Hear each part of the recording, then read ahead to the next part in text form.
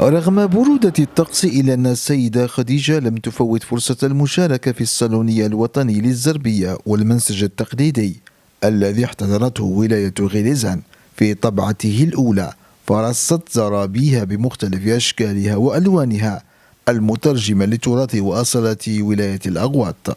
البرد هذاك، ومع انه رانا بدينا شويه نتعبوا، بدينا نكبروا، وهذاك ومشوقين به نشوفوا هذا المعرض، متشوقين به نحضروا هذا الصالون، وفرحنا كي لقينا شفنا حوايج ما كناش شايفينها، مع اني جلت عده ولايات في الوطن بصح شفت زرابي هنايا ما كنتش شايفتها، وفرحانه جد وفرحانه بهذا المعرض وبهذا التنوع في الزربيه الجزائريه بصفه عامه. شهد الصالون مشاركة مختلف العارضين من ولاية الغرب الجزائري، كما سجلت زربية القلعة حضورها.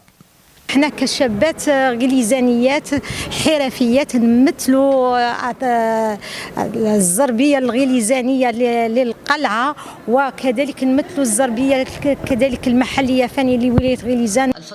وبهدف المحافظة على هذا الموروث الثقافي تخلل الصالون ملتقى وطنيا موسوم الزربية بين الصمود والتحدي.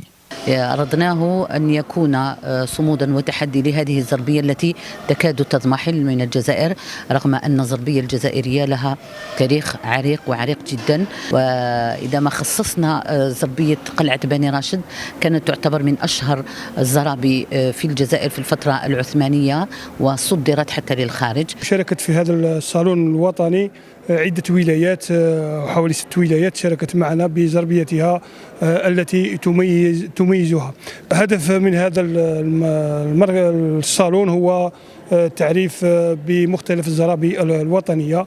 الصالون الوطني للزربية في طبعته الأولى التي سجلت حضورها حتى وإن غاب عنها المنسج التقليدي، جاءت بهدف المحافظة على هذه الحرفة الضاربة في أعماق تراثنا الأصيل وموروثنا الثقافي الجزائري.